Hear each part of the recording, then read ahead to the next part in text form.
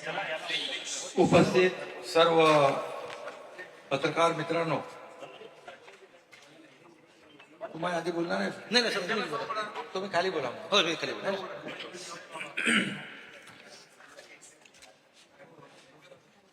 आजचा पक्षप्रवेश जो आहे तो विधान परिषदेचे काँग्रेसचे उमेदवार साहेबराव कांबळे यांनी त्यांच्या असंख्य कार्यकर्त्यांसह पदाधिकाऱ्यांसह आज शिवसेनेमध्ये प्रवेश केलेला आहे.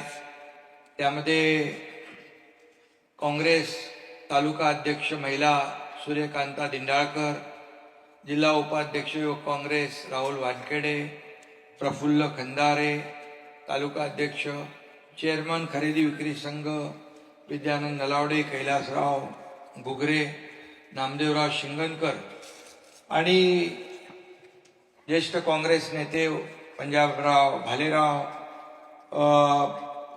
PC भोळे, रवींद्र जाधव, लक्ष्मण धुळे, रविचंद्र धवणे, संतोष चव्हाण, गंगाधर शिंदे, बरीच लोक, सगळ्यांची नावं मी घेत नाही. सरपंच आहेत, युवक काँग्रेस सदस्य आहेत, आपल्या खरेदी विक्री संघाचे संचालक आहेत, त्याचबरोबर तालुका अध्यक्ष महिला आहेत, युवा अध्यक्ष आहेत, काँग्रेसचे सर्व या ठिकाणी मला वाटतं उमरखेडमधले सगळे पदाधिकारी, उमरखेड महागावमधले सर्व काँग्रेसचे पदाधिकारी आज साहेबराव कांबळे यांच्या सोबत शिवसेनेमध्ये दाखल झालेले आहेत.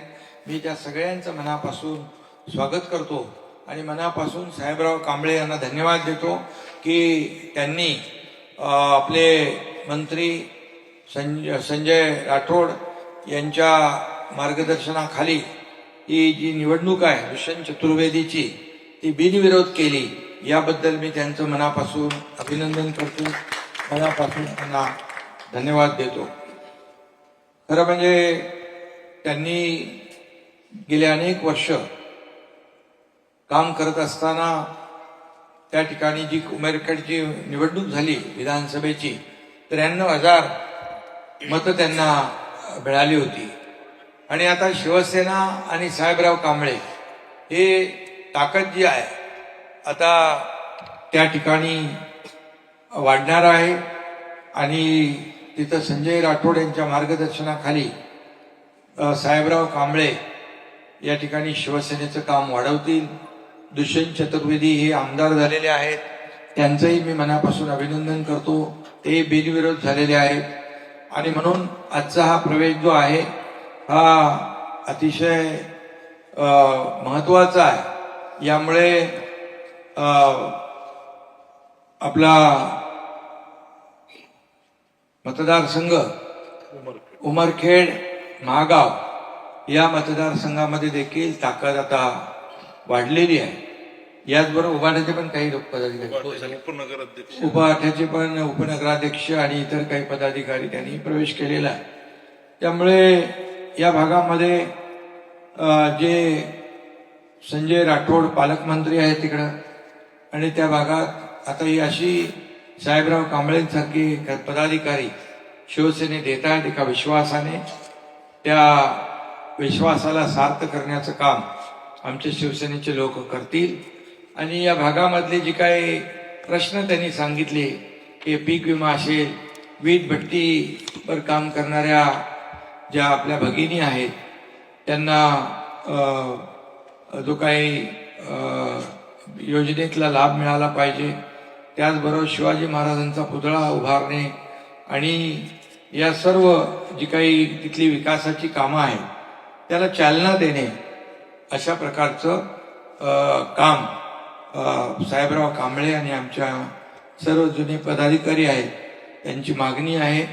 मी या ठिकाणी साहेबराव आपल्याला एवढंच सांगतो की तुम्ही तर उमेदवारी काँग्रेसची मागे घेतलीच आणि त्याचबरोबर शिवसेनेमध्ये देखील मनापासून काम करण्याचा जो काही संकल्प केलेला आहे याला नक्कीच आपल्याला ताकद देण्याचं काम, बळ देण्याचं काम आणि शिवसेना पालकमंत्री आणि आमदार नवनिर्वाचित दुष्यंत चतुर्वेदी यांच्या माध्यमातून शासनाच्या माध्यमातून तिथं असलेले प्रश्न जे आहेत हे सोडवले जातील आणि तिथल्या जनतेला न्याय दिला जाईल.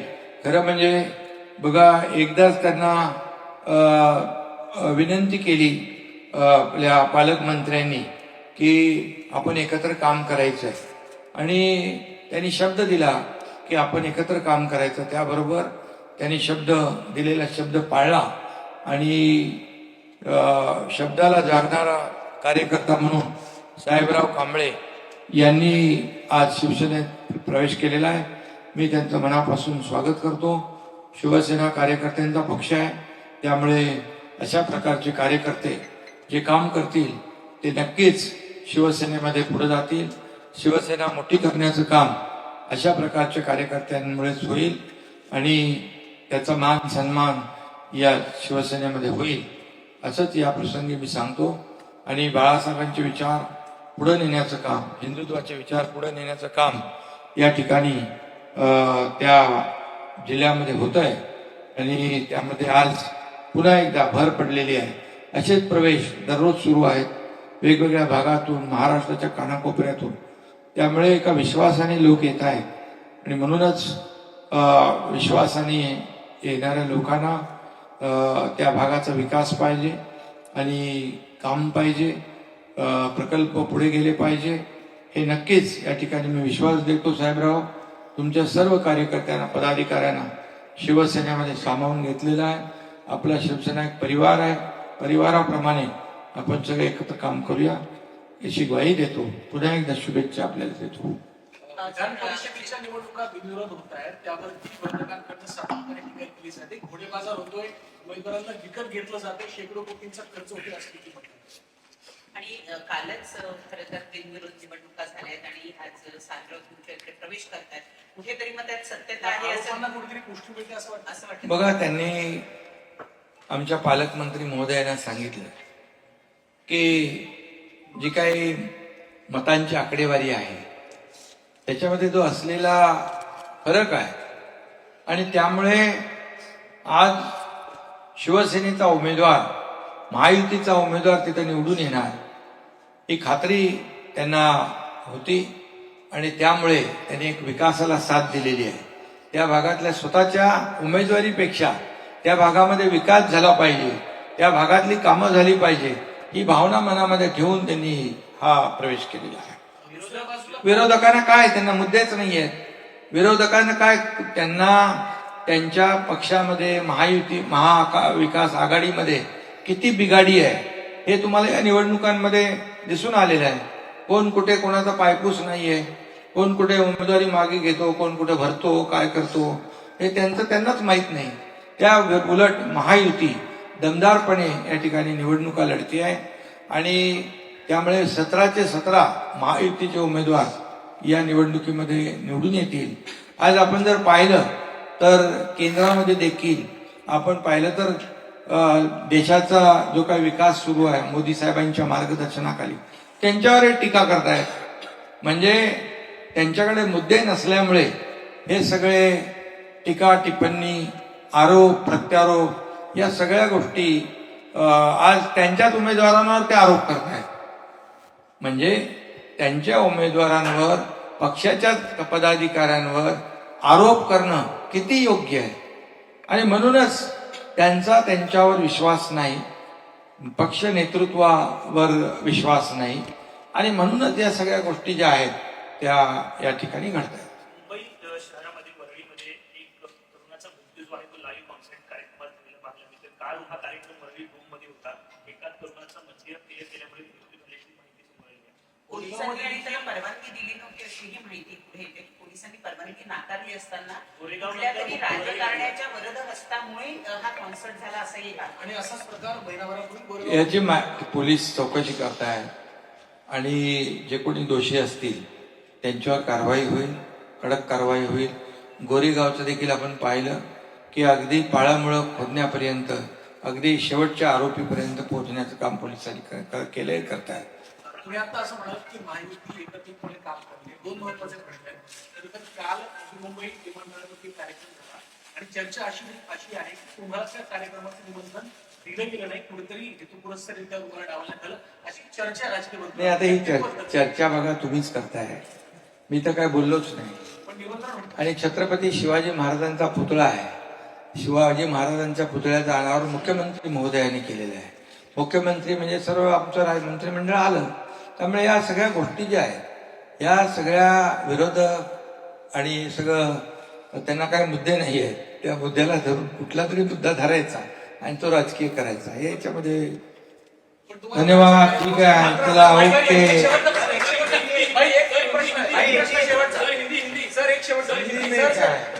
हिंदी मध्ये काय आता साहेबराव कांबळे इन्होंने प्रवेश शिवसेना में किया है, मैं उनका तहे दिल से स्वागत करता हूँ, पत्रकारों का भी स्वागत करता हूँ और सभी लोगों को बहुत बहुत बधाई देता हूँ. साहेबराव कांबळे ये कांग्रेस के उम्मीदवार थे विधान परिषद के, और उन्होंने विधान परिषद में अपनी उम्मीदवारी, अपनी पर्ची पीछे ले ली और हमारे दुष्यंत चतुर्वेदी को निर्विरोध चुनाव जीतने का मौका दिया है.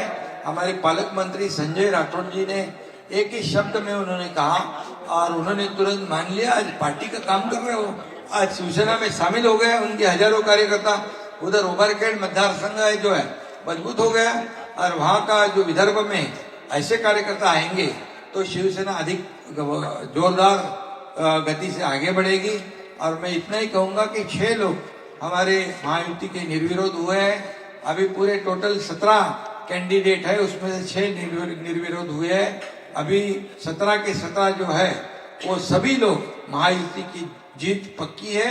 और महाविकास आघाड़ी इतना आरोप प्रत्यारोप करते हैं, लेकिन उनका एक भी विधान परिषद सदस्य चुनकर नहीं आएगा, क्योंकि बहुमत जो है लोगों का, जनता का प्यार जो है महायुति के साथ है. सर, जब दिल्ली में कांग्रेस जनता पार्टी का आंदोलन हुआ और अपेक्षित यश नहीं मिला, क्या- आम्हाला एक 5 मिनिटं भेटलं का? ये राजनीतिक बात है. ये क्या है, जब देश को आगे बढ़ाने का काम आदरणीय प्रधानमंत्री नरेंद्र मोदी जी करते हैं, आज देश हमारा दुनिया में महाशक्ति बन रहा है.